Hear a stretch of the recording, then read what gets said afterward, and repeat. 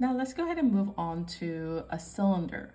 Essentially, cylinder can fit inside a square. Of course, this is different length and height, but if you chisel away negative spaces, we can essentially turn a square, cube or rectangular prism into a cylinder.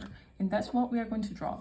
We're going to draw the box, the cube first, and then chisel away little spaces to create a cylinder.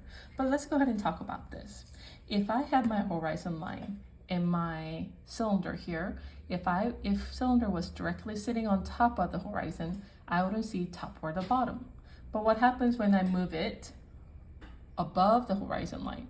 I should see the oval forming on the bottom, indicating the bottom of the cylinder. Same thing, but opposite.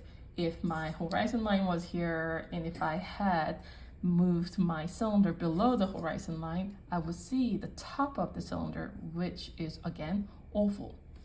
So it's really made up of two left and right lines and the oval. And that's what we are going to go ahead and do. First, let's go ahead and draw a rectangular prism. We're going to go ahead and establish a dot here. And this time, let's go ahead and make it about 2 inches in height. And we're going to go ahead and draw each point to vanishing point 1. Again, you don't have to do this dark. Make sure your lines are very light because we're going to erase them. And we're going to go ahead and connect this dot to vanishing point 2. Essentially, it's the same thing that we did with our cube earlier. I'm going to go ahead and establish each side left and right, just like what we did here. And I'm going to go ahead and give it pretty decent size here. A lot of guesstimating here. And I'll say that should be pretty good. And then I'm going to go ahead and also make the right hand side. Go ahead and draw it pretty large because we are going to chisel away negative spaces, so it's going to be smaller soon enough. Now that we have left and right hand side of my rectangular prism, I need to establish the top of my box. So I'm going to go ahead and connect that to BP1 and BP2. We have the top of the box, left and right hand side. So how do we go about drawing a oval? Well, we have to find the center point as first. I'm going to go ahead and connect each corners and make a diagonal line. And this new point is really the center of the box. I'm going to go ahead and connect to vanishing point 1 and vanishing point 2. What does that indicate? That indicates wherever we draw the oval, it should hit 1, 2, 3, 4 points like so. And how do we establish how far I should draw my curve? The best, really easiest way to do it is to divide this diagonal line into third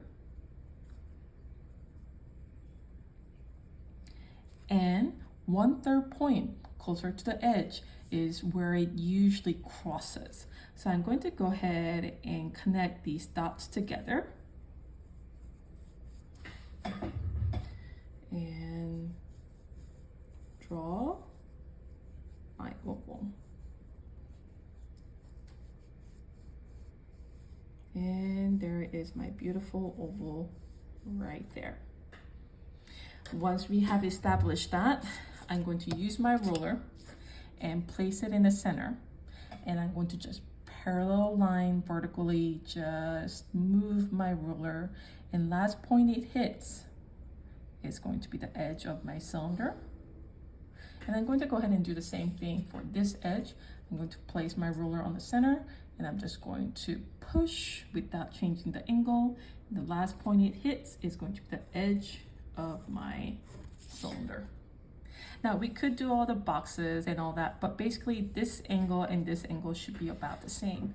So I'm going to go ahead and create a muscle memory with my pencil and do the same thing. And go ahead and draw a parallel curve as my top. Now we have that. We are going to go ahead and erase all the other guideline.